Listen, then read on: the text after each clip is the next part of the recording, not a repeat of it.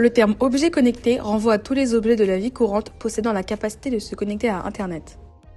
Prenons pour exemple Google Home. C'est un haut-parleur Wi-Fi qui peut aussi se connecter à d'autres objets connectés, comme par exemple une ampoule, afin de l'allumer grâce à la parole en disant « Ok Google, allume la lumière 1 ».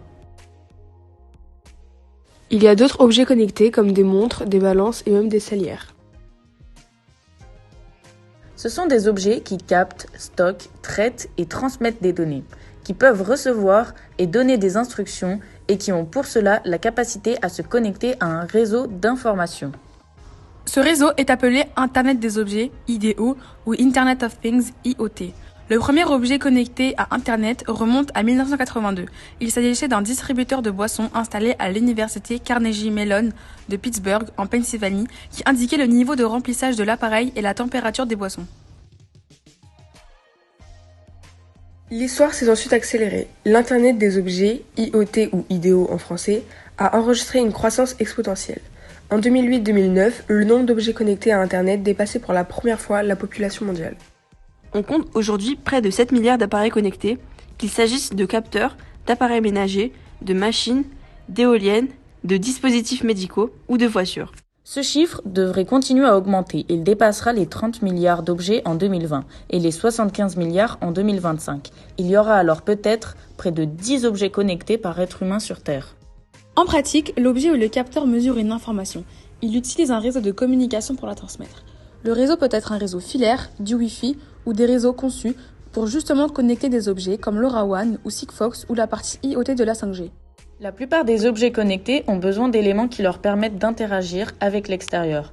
Un objet connecté possède un ou plusieurs capteurs. Les capteurs récupèrent des informations nécessaires au bon fonctionnement de l'objet. Lorsque les appareils nécessitent des instructions pour bien fonctionner ou lorsqu'il leur est nécessaire de transmettre des informations, des capteurs ou des actionneurs sont utilisés. L'ensemble de ces éléments constitue l'interface homme-machine IHM. Par exemple, il est possible qu'ils puissent recevoir des instructions d'un opérateur, mesurer des grandeurs physiques ou agir sur leur environnement. Et ça, c'est possible grâce aux capteurs et aux actionneurs. Un capteur est un dispositif permettant de capter un phénomène physique et de le restituer sous forme de signal. Donc, un capteur est un dispositif qui mesure des grandeurs physiques et permet d'en déduire les informations nécessaires pour le fonctionnement de l'appareil. L'actionneur est un dispositif matériel pour transformer une information digitale en un phénomène physique. Ils permettent aux appareils d'agir sur l'environnement, par exemple en produisant des mouvements, en émettant des sons ou de la lumière. Les haut-parleurs, les lampes et les afficheurs LCD sont des exemples d'actionneurs. Les objets connectés présentent quelques risques, comme par exemple des risques environnementaux.